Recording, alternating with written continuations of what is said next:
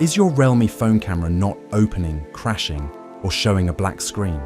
Don't worry, in this video, I'll show you step by step how to fix your Realme camera not working problem, fast and easy. First, open your phone's settings, then tap on Apps.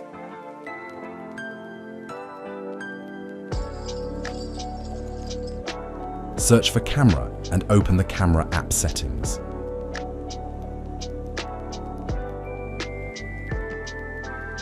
Tap on Force Stop and confirm.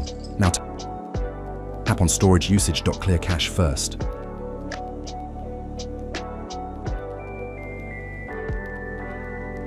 Now open your camera app, go to Settings,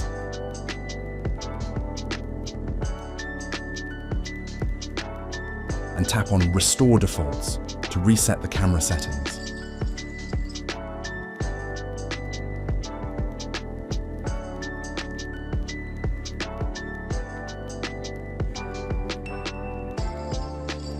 Restart your phone, then open your camera app and check if it's working.